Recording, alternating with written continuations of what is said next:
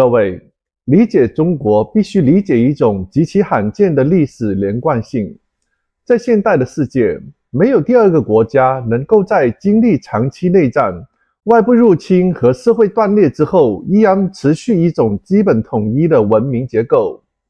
这一种事实本身就已经挑战了西方关于国家必须周期性崩溃的历史想象。英国历史学家亚伦·巴斯塔尼曾经系统梳理中国王朝的兴衰、经济调节与社会韧性。他讨论通货膨胀、行政调控与长期文明的惯性，并明确地指出，中国的文明影响既不应该被神化，但也绝不能被忽视。这一类的研究在西方长期被视为边缘化，却在中国引发极大的震动。其实中国人并不需要被提醒自己来自哪里，2000年以上的国家存在，为社会提供了一种深层的心理结构。时间是站在我们这边的，这一种认知有时候会演化为优越感，但更常见的是一种耐受性，对冲击的耐受，对危机的耐受和对外部压力的耐受。今天中国社会对美国的轻蔑并不完全源自于意识形态，而是源自于这种长期成功经验所催生的新民主主义。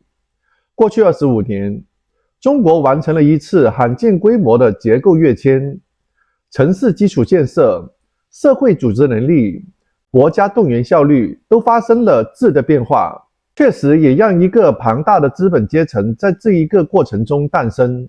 亿万富翁数量甚至超过许多西方国家，但关键不在于财富本身，而是资本始终处于政党权力的制度性约束之下。而这一种结构既不符合传统的左翼想象，也无法被右翼预测。中国也从苏联的崩溃中吸取了清晰的教训，通过军事竞赛拖垮对手，是美国在冷战反复使用的手段。当苏联被诱导进入无止境的军备加速时候，经济结构已经注定失衡。中国对俄罗斯的建议恰恰相反，那就是避免落入军事优先的陷阱，保持对资本市场的政治控制。而真正的问题在于，中国几乎无法从常规的手段被摧毁，除非选择全面的战争，那将意味着欧洲首先会付出代价。欧洲的政治精英对这一风险的漠视，建立在一种危险幻觉之上，那就是美国一定会保护他们。历史并不支持这一种信念。美国在第二次世界大战中的行动逻辑非常清晰，它从来没有为道德而参战，只是为利益而下注。如果希特勒赢得欧洲，美国完全有能力接受这一结果。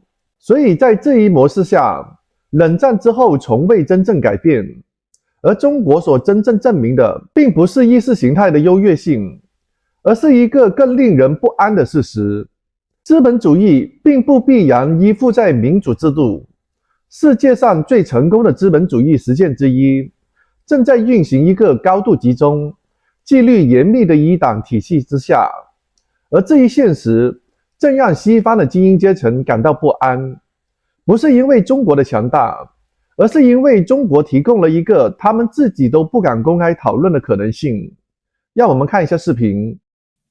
I think there's some very important books that have been written about China which should be read and are estimated. One of them is by a British historian of China, Mark Elvin, who is now alas dead. But he has written an account of China, including some of the things you were talking about, with such enormous flair that the scale of scholarship and the level of it shook the Chinese. And after a long, long time, just before he died, Mark got the news that his book on China was being published and had already been translated and was being published in China. And that gave him more pleasure than anything else, because that's where he wanted the book read. And he explains the rise of the dynasties, the kingdoms, and how in years before the pre-Christian era, you had Chinese economists talking about inflation and how to deal with it. And that civilization and its impact shouldn't be overestimated, but it shouldn't be ignored or underestimated either. And that goes quite deep, that knowledge of who we are. It's the only state in the world which has kept a fairly basic unity despite the civil wars of past and present, that China has existed as a state for thousands of years, certainly over 2000. And that, it'd be crazy if people ignored the fact that that gives the Chinese population as a whole this feeling, sometimes wrongly, of superiority, but also a feeling that we've been here a long time and we can handle anything that is thrown at us. And some of the contempt that they're now showing for the United States is linked to that, because it ties in very well with this new form of Chinese nationalism. We are who we are. We've made huge gains over the last 25 years. Our cities are better provided for. Our social infrastructure is better. We're creating a world to benefit our people. And yes, there is a capitalist layer which is making lots of money and creating billionaires, and there are probably more billionaires in China today than in the West. But we have them under control via the party. And no one could have predicted this on the left, right, center, or wherever. It wasn't predicted. But they did it after the failure of Mao and his attempts to deal with it via the Cultural Revolution. He basically called in Deng Xiaoping. This is the other interesting thing about that leadership. He called in Deng Xiaoping and said, okay, take charge, have a go. And they did, with the results that we see. And one way the United States sort of indirectly, or maybe even directly, brought down the Soviet Union was by more or less provoking it into behavior like the United States. Arm. Remember when the Soviet leadership decided to speed up its armament program, The Economist had a cover which read, the joys of rearmament, meaning we've got them. And the Chinese know all this. They saw it. The advice they gave to the Russians was very different, more or less. Perestroika is fine, but forget glasnost. Maintain total control by the party, not realizing that the Soviet Union was set up in a very different way. But anyway, that's a different question.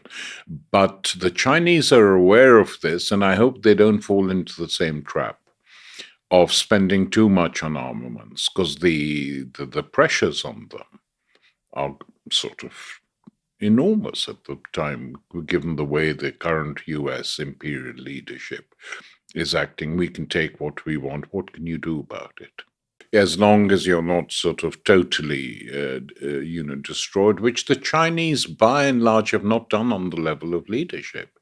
I mean, it was easier for Deng to come back than it would be for Corbyn to get back into the Labour Party. It's true, right? It's true. It's quite extraordinary when you think about it. China, what has China done? Economically, it's shifted the center of the world market eastwards. There's no doubt about it. China is now, on a global scale, in very different circumstances, occupies the same position that Britain did in the 19th and early 20th centuries, dominating the world market, British goods going everywhere. China does that now. You can see that. I remember I was in Bolivia with my late friend Richard Gott, wanting to buy something as presents for friends, and we went to the old market in Cochabamba. And I said, my God, these plates look lovely. I'm glad they're still making them. So I bought 4. When I opened them and returning to London, I turned over and it said made in China. So the penetration of the world market by the Chinese is quite astonishing. Where they were left behind was on high-level technology. And I think on that, too, they're catching up now fairly clearly. This sort of clash between Pakistan and India, sort of the war they waged. The Indians had bought very proudly the latest French bomber jets. And I think the Pakistanis had got new Chinese bomber jets. And they scored. The Chinese planes knocked the French out. And the next day, I mean, this is the world we live in, the stocks and shares of the French armaments company went down and people were queuing to buy the Chinese jets. And at cricket matches between India and Pakistan, crowds would sometimes, when the Pakistanis were doing better, crowds would do this. 5, 4. We knocked down 5, you could only get 4. I mean, it's a strange, strange world. So the Chinese, I think, are going to be very difficult to destroy unless the United States decides that it's better to have a world war and just end up China. Well, that will cost Europe everything if that happens. I mean, the Europeans have become, the British in particular, threatening Putin, boasting about it, showing off, we'll deal with him. I mean, were they to do something gross, Putin could respond very quickly. And then where would this country be? And people aren't even thinking about that. They just don't think about, it's fine, we just follow the Americans. And they'll look after us. I mean, I'm not so sure about that. Well, why should they look out for you? They've never been like that, the Americans, They look out for their interests. During the Second World War, the sort of height of English heroism, Roosevelt wasn't convinced before the Soviet victories happened. He thought Hitler would win. And he said to the Brits, in order to safeguard your navy, send it to US ports so we can look after it, at least for this coming period. And thank God Churchill refused. He said he was livid. He said, no, we can't. How can we? We're an island. We can't do without a navy. But that was the extent the Americans were prepared to go. They'd have done a deal with Hitler without any problem or doubts whatsoever, had Hitler taken Europe. Then they've always been like this. They've defended their own interests, all this stuff during the Cold War, freedom, democracy, not even mentioning capitalism for most of that period. It was effectively cover for what they were doing. And they've now started again very openly. I mean, the thing about Trump is that he drives everyone mad, including us. He's just pretty straightforward about it. And he says it sometimes. Well, Obama did the same thing. Obama chucked out more people than I'm chucking out, but he's doing it via ICE and the atrocities, attendant atrocities. Obama did it quietly. That's the big difference, really. You said earlier that China is contradictory because of some of the things it proves. And one of the things it proves, actually, conclusively, is that you don't have to be a democracy to be successful at capitalism. The most successful capitalism in the world is in China. And there's barely a trace of democracy in the traditional sense. Obviously they discuss among themselves. And in relation to that, I remember being invited to Houston, Texas, to speak to an anti-war meeting during the Iraq War. And the lady from their anti-war committee who came to pick me up said, "This is going to puzzle you, but the meeting's totally sold out. Can you stay another day?" I said, "Alas, not." But she said, "It's the people who booked it out are royal. All of them are millionaires and billionaires, but they said they want to hear you on Iraq." So I said, okay. So I said what I normally say and went in. And afterwards, some of them had laid on a dinner for me. It was quite amazing. And one of them said, basically, he said, well, they all attacked the Iraq War, by the way. None of them was in favor of it. But they said, we're really concerned about China. I said, yeah, I can see why. He said, yeah, but not for the reasons you think. I mean, is it the case, Mr. Ali? Could you tell us your opinion on that China has become so successful because it's basically got a single party running the show? I said, well, this is arguable. I mean, I could argue with you that it could have been more successful if it had involved the bulk of the population and the changes that were taking place. But he said, but I asked you a question. China is a one-party state, and it is a huge success economically. I said, this is true. He said, well, I mean, why the hell should we bother? I said, well, I don't think your people... He said, forget the people. I'm saying, why should we bother with all this pretense? When we could have a one-party state, they could share the system. And who needs unions and political parties? I said, well, that is one way of looking at it, but it's not the advice I would give. And Trump is the sort of apotheosis of all this, a billionaire himself, the sort of joke figures like other billionaires like Musk, etc., wandering through their White House, complaining that there's nowhere to change their babies' nappies and all this stuff going on. It's to show a complete disregard for the system, actually. He doesn't care. Everything can be manipulated, including judges. Well, we'll see what happens with Maduro's trial, because the charges are so pathetic that they're laughable.